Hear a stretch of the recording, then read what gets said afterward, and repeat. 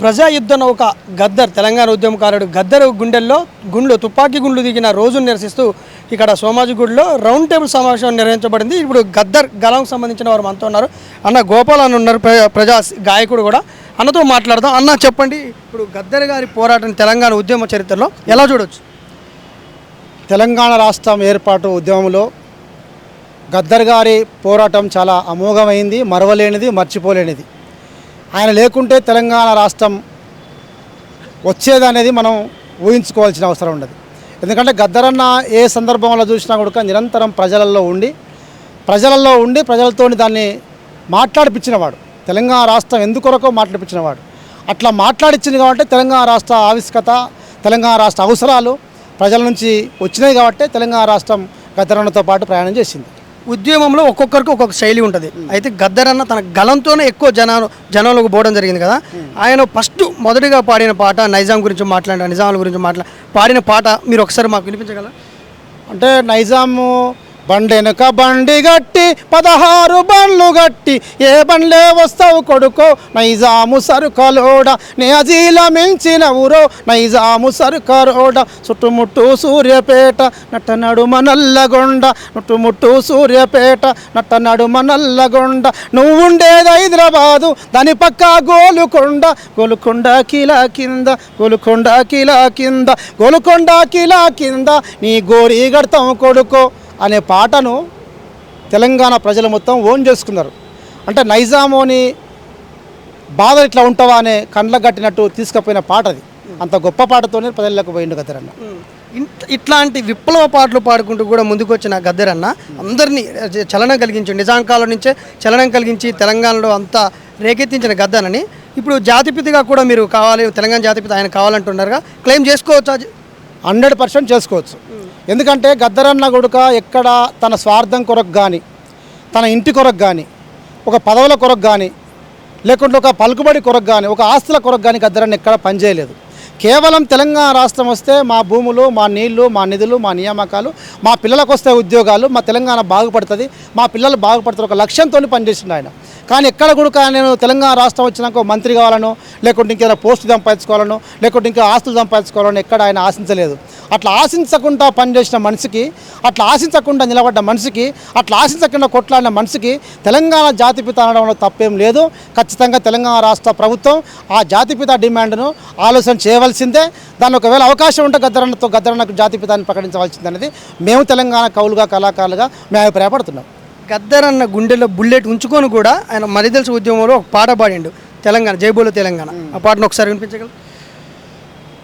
పొడుస్తున్న పొద్దు మీద నడుస్తున్న కాలమా పోరు తెలంగాణమా కోట్లాది ప్రాణమా భూతల్లి బిడ్డలు చిగురించే కొమ్మలు చిదిమేసిన పువ్వులు త్యాగాల గుర్తులు హా మా భూములు మాకేనని బల హా మా భూములు మాకేనని మండుతున్న గోలమా అమరవీరుల స్వప్నమా పోరు తెలంగాణమా కోట్లాది ప్రాణమా. ఇది అన్న ఉద్యమంలో ప్రతి పాటతో అందరినీ మేలుకొల్పిన అన్న గద్దరన్నకి తెలంగాణ వచ్చిన తర్వాత జరగాల్సినంత న్యాయం జరిగిందా? బీఆర్ఎస్ హయాంలో కానీ ఇప్పుడు కాంగ్రెస్ హయాంలో కానీ? మేము తెలంగాణ రాష్ట్రం బీఆర్ఎస్ ప్రభుత్వం కంటే కాంగ్రెస్ ప్రభుత్వం కొంచెం న్యాయం చేసిందని మేము భావిస్తున్నాం. ఎందుకంటే తెలంగాణ రాష్ట్రంలో గద్దరన్నను కలవడానికి పోతే కూడా పర్మిషన్ ఇవ్వకుండా వెయిట్ చేయించిన సందర్భాలు మనం విన్నాం, చూసినాం. కానీ తెలంగాణ రాష్ట్రం ఏర్పడిన తర్వాత బీఆర్ఎస్ ప్రభుత్వం పోయినా కాంగ్రెస్ ప్రభుత్వం వచ్చినాక ఆ వెసులుబాటు కొంచెం కలిగింది. గద్దరన్నను కొంచెం ఓన్ చేసుకోగలిగింది, గద్దరన్న ఆలోచనలు తీసుకోగలిగింది, గద్దరన్న అభిప్రాయాలను పంచుకోగలిగింది, గద్దరన్న కొంత ప్రాధాన్యత ఇచ్చిందనేదే మేము అభిప్రాయపడుతున్నాం. అదే రీసెంట్గా మనం చూస్తే సినిమా అవార్డ్స్ కూడా గద్దర్ అన్న, ఇంతకుముందు నంది అవార్డ్స్ అని ఉమ్మడి రాష్ట్రంలో, ఇప్పుడు గద్దర్ అవార్డ్స్ పెట్టడం జరిగింది. దాన్ని ఎలా చూడొచ్చు? గద్దరన్న అవార్డ్స్ను కొంతవరకు స్వీకరించవచ్చు. ఎందుకంటే ఏ ప్రభుత్వం కూడా అట్లాంటి నిర్ణయం తీసుకోదు. రేవంత్ రెడ్డి ప్రభుత్వం గొప్ప నిర్ణయం తీసుకున్నది, దాన్ని స్వీకరించవలసిందే. కానీ మేము కూడా ఏమభిప్రాయపడుతున్నాం అంటే ఒక గద్దరన్న అవార్డుతోనే ఆయనను ఒక పరిమితం చేయకుండా, ఒక గద్దరన్న అవార్డుతోనే సినిమాకు సంబంధించిన పరిమితం, అదొక సినిమా కల్చర్, అది ఆ కల్చరు ఆ సినిమా కల్చర్కి సంబంధించిన పరిమితం కాకుండా ఈయన యావత్తు 400 కోట్ల మంది ప్రజల గుండె చప్పుడిన ఈ 400 కోట్ల మంది ప్రజల గుండె చప్పుడును 400 కోట్ల మంది ప్రజలకి అందించాలి. అదొక పరిమితం కాకుండా ఇంకా విశాలంగా గద్దరన్నను ప్రజలకు అందిస్తే, ప్రజలకు ఆలోచన విధానాన్ని పంచితే బాగుంటుంది అన్నదే మా అభిప్రాయం. అట్లా పంచేది ఏంటంటే జాతిపితగా ప్రకటిస్తే ఇంకా సామాజికంగా ముందుకు పోతాడు, సామాజిక ప్రజలకు పోతుంది. కాబట్టి అట్లాంటి ఆలోచన చేస్తే బాగుంటుందని మాకున్న అభిప్రాయం.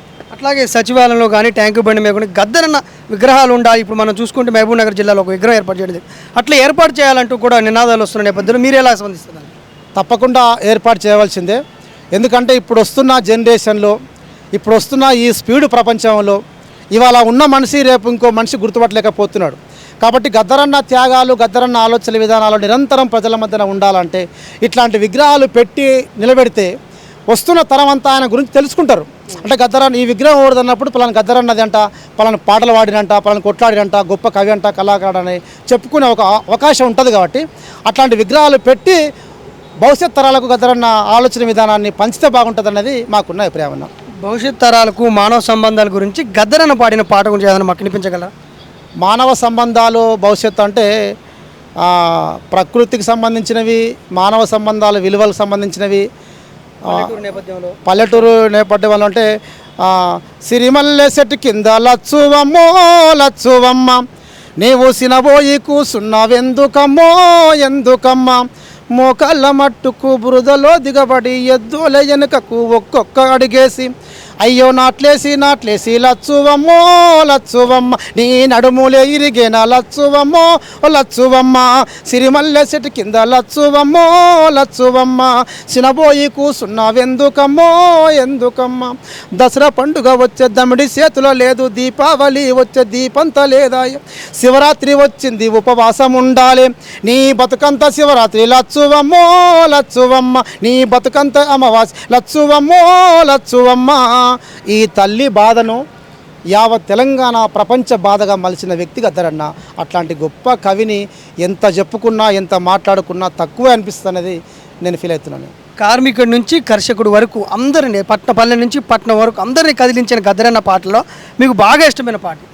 నాకు బాగా ఇష్టమైన పాట గద్దరన్నదంటే, గ్యాంగోళ్ళమండి మేం బాబో, అయ్య గరీబోళ్ళమండి మేం బాబో, మా రక్తమంతా ధారపోసి రైలు పట్టలేస్తాం, గ్యాంగోళ్ళమండి మేం బాబో, మేము గరీబోళ్ళమండి మేం బాబో, చిక్కు చిక్కు రైళ్ళల్ల బాబో, మేము దిక్కులేని పక్షులాము బాబో, చిక్కు చిక్కు చిక్కు అంటూ గూడ్స్ వెనక గూడ్స్ వస్తే ఏనుగు మూత పెట్టుకుంటూ ఎక్స్ప్రెస్ బండి వచ్చే బండి శీల ఊడిపోయి బాలన్న తల వలిగి బతికి సాలించినాడు, బాలన్న తల వలిగి బతుకు సాలించినాడు, గ్యాంగోళ్ళమండి మేం బాబో, గరీబోళ్ళమండి మేం బాబో.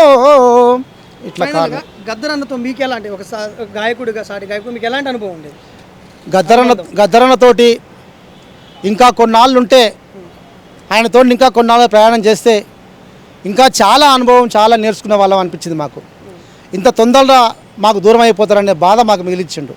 ఆయనతోటి నేర్చుకోవాల్సినవి, తెలుసుకోవాల్సినవి ఒక 45 ఏళ్ళ సుదీర్ఘ ప్రయాణం వల్ల ఆయన ప్రజలను, మంచిని చెడును మొత్తం గమనించుకుంటా చూసుకుంటా వచ్చిన వ్యక్తి. కాబట్టి ఆయనతోటి ఇంకా కొన్నాళ్ళు ప్రయాణం చేస్తే మేము కూడా కొన్ని విషయాలు తెలుసుకొని సమాజం పట్ల మాకు కొంత అవగాహన ఉండేదనేది మాకు అనిపిస్తున్నది. ఫైనల్గా అన్న, ఇప్పుడు గద్దరన్న నిజాం కాలంలో ప్రతి ఒక్కరిని కదిలించిన గద్దరన్న ఇటీవల కాలం ఆయన చివరి దశలో కూడా సినిమా పాట ఒక పాట పాడిండు, బానిసలారా లేరంటూ. అదొక్కసారి మాకు అనిపించండి. ఎందుకంటే ఇప్పుడు బానిసత్వం అంత బద్ధకంగా తయారవుతున్న సమాజంలో ప్రతి ఒక్కళ్ళు, మీరు ఆ పాటను ఒకసారి మాకు గుర్తు చేయండి.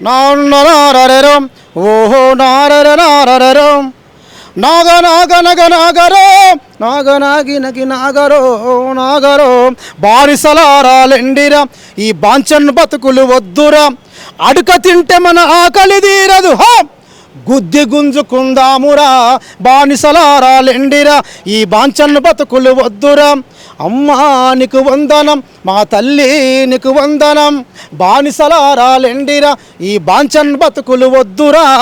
ఈ పాట ఉన్నది. మిస్ అవుతున్నారు గద్దరన్న, మిస్ అవుతారు ఆయన గలాన్ని కానీ ఆయన కానీ మిస్ అవుతున్నారు. ఎందుకు మిస్ అవుతా ఉన్నాం మేము?